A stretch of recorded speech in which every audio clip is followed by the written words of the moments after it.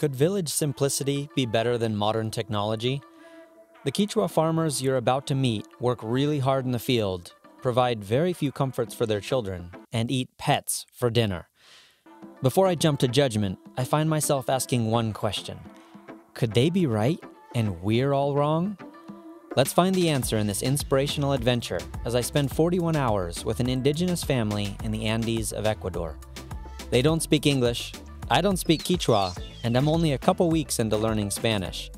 This is adventure in its finest and most simplistic form. I'm currently trekking village to village in La Sierra, the central highlands of Ecuador. This morning, we'll see the pets the villagers eat, then sweat over a surprisingly sacred chore, listen to a Kichwa conversation, and end with a farm-to-table meal together. You ready? Good morning. It is the next day, and we had a phenomenal evening. Stories were told, food was eaten, laughter was had, hugs were given. An incredible, incredible night in this farming village. So I am up this morning and I am to find my host. Oh, it is so glorious. He's going to show me what they raise here and what we had last night. So that should be a bit of a treat. Wow, it is so beautiful this morning. Look at this. Last night was dark and foggy. And it looks like we have a blue sky day. This is their garden.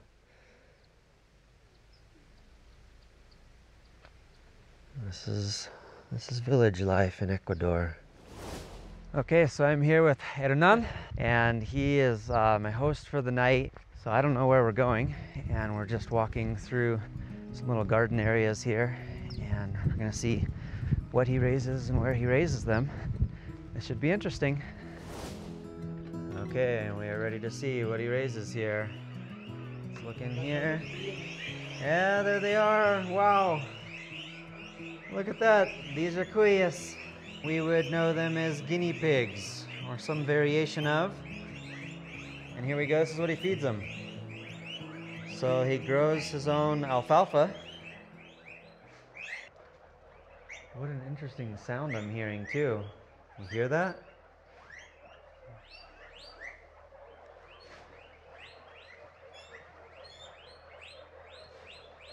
Wow. Buenos dias. Oh, they are liking that alfalfa. Look at those guys. These ones are littler.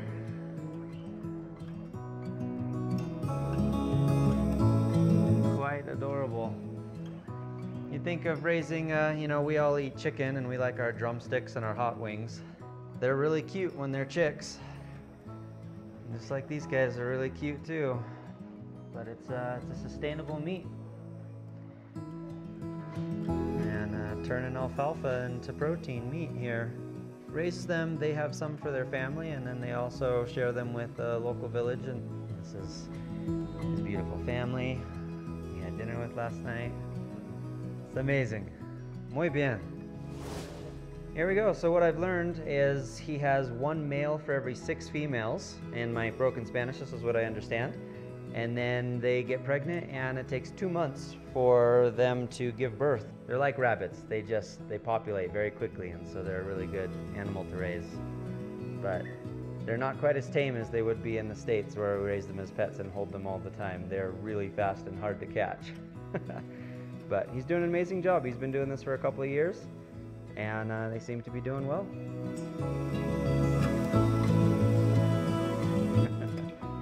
Gracias.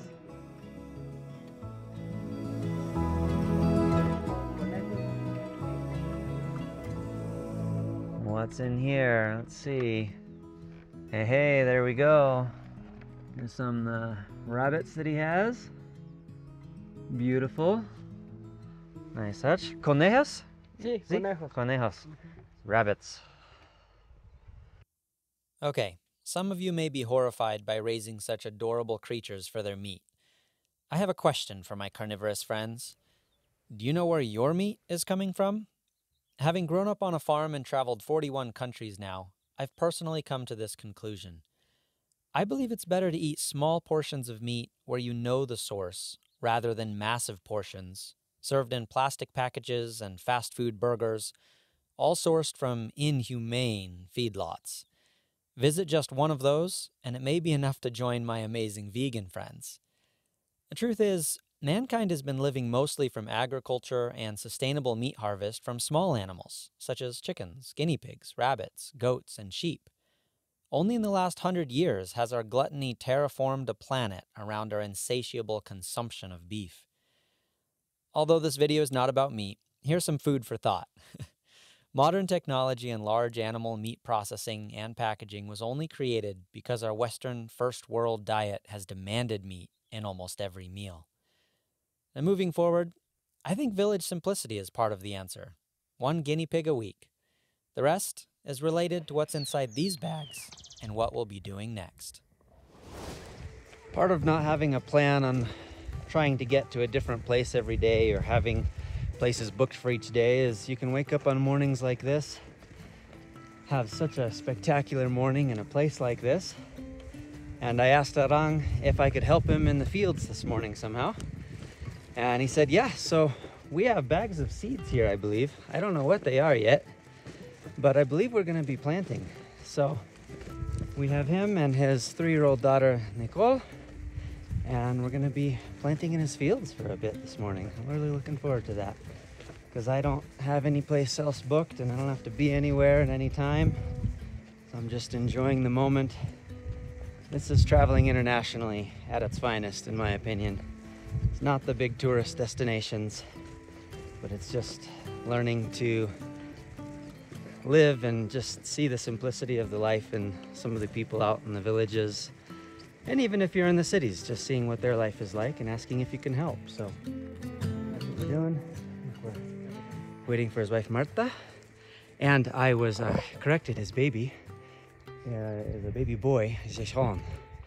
It's probably like Jason in English, but Jason, something like that. So here we go. We got the whole family out. We're gonna be working in the fields today. Working in the fields. Have we lost this basic skill? When was the last time you had to work directly with your food production? It's amazing how modern technology has disconnected us from the very thing that gives us both physical and mental health. Oh, that's a steep hill. Cebada y avena. Ah, cevada and avena. Okay, that's what we're planting. Planting wheat in the Andes Mountains here with my new friends. Wouldn't have it any other way.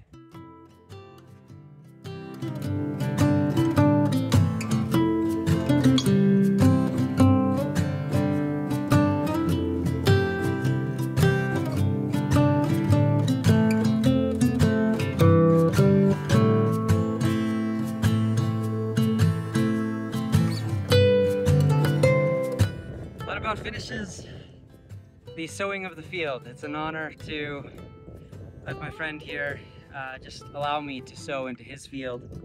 And I don't know what the vegetable is, but it helps the soil. And then we just plowed, well, we just covered up the seeds by hand with these hoes. Took my shoes off, and mi pies está muy feliz en la tierra. So my feet are very happy in this earth. It is just la tierra muy que rico. It's just very rich soil.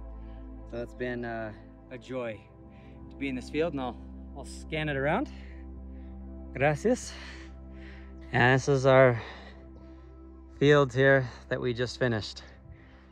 So that was, I don't know, you lose track of time, but hours being out here in this field, in this paradise, sowing. And he said, it'll take about a month to grow, it'll be all green, and then they'll harvest in 4 months. Pretty incredible time. So grateful to be out here in this field. This is traveling at its finest. If you're new here, my name is Zachary, and I'm a wild one, wholeheartedly pursuing the secrets of life. Step inside my inspirational stories to find the joy of minimalism, the adventure of world travel, and the challenge of personal development. And tap subscribe if you want more of that. After several heart-crushing losses back home, I find myself solo traveling across Ecuador and finding healing on this first trip to South America. As I embrace the charm of this Ecuadorian countryside, I'm reminded that values for hard work, family, and the love for the land still prevail.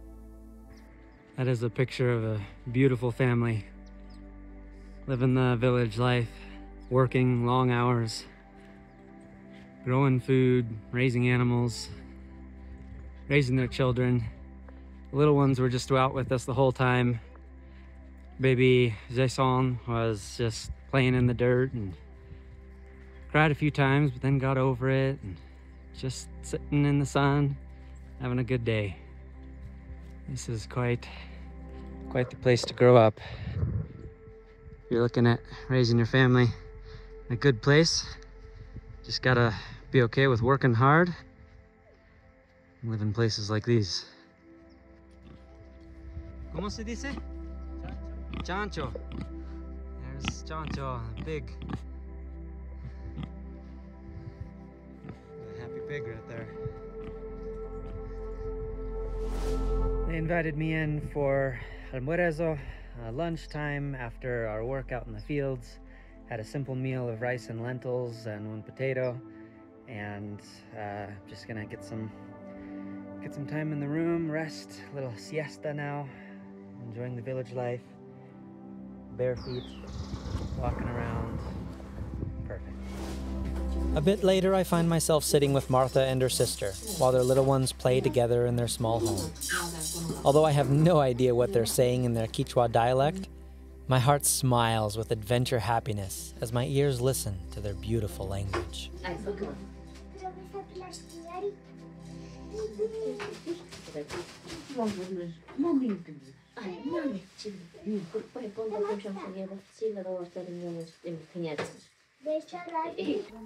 As I silently watch these little ones, I can't help contrast the simplicity of village life versus the complexity of all our first world comforts. Modern technology promises improved quality of life and is even celebrated by our insatiable consumerism. But being in this simple brick home, less than 500 square feet of livable space, I begin to wonder how the McMansions of the West came to be. Why do we need such big homes to store so many things? There's a quote circulating the internet that says, "Love people and use things," not the other way around. Perhaps our world is upside down because our recent generations are growing up with thousands upon thousands of advertisements all about loving things. Contrast the childlike relational play you see here to 4-year-olds on iPads being exposed to advertisements prioritizing the value for things. I believe the data-driven marketing that saturates every site or app we use has reversed the connection social media originally promised. Without strong boundaries, it single-handedly isolates us instead of connecting us. And although I hate to admit it, I found both depression and loneliness pull out the inner consumer in me, trying to fill an empty void with false promises. Sometimes we just need a trip to the village to awaken our senses how much our screens have influenced us. Is modern technology worth the price of our mental health and relational connections? What do you think? Let me know in the comments if you would trade your screens and comforts for hard work and village simplicity. Hernan invited me to stay with his family another night, and it was an easy yes. Will you come with me tomorrow as I share my surprisingly emotional experience leaving this village? The adventure continues in my next video.